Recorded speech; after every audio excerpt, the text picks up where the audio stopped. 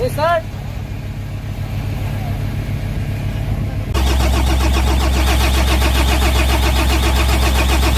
Bago yan, intro muna tayo.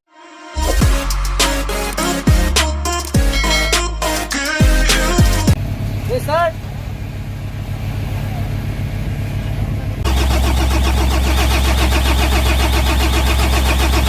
Ito po guys, yung nakita namin ng problema guys, yung fuel inlet niya guys, yung fuel supply niya papuntang premier pump. May barado na mga dumi guys. Yan, tingnan nyo guys. Ang daming dumi oh. Ang kapal. Kaya pala na nag-hard starting. Naguluhan kasi kami guys kasi bagong palit yung fuel filter at saka primer pump. Ganun pa rin problema. Hard starting.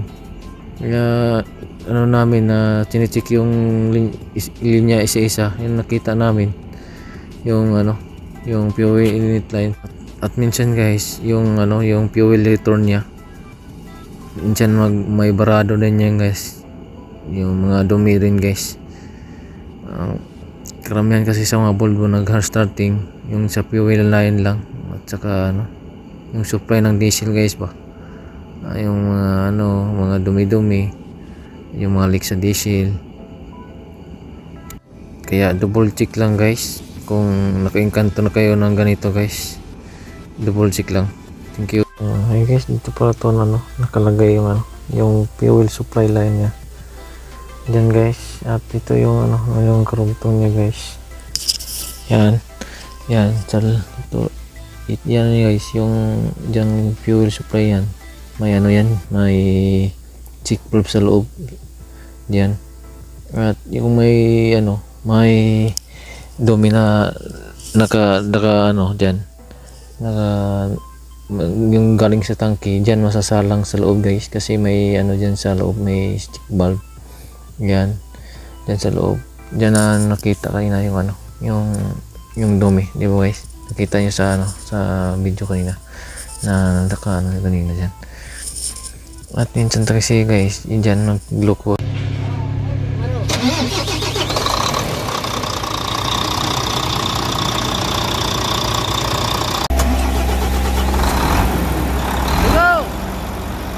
Wala.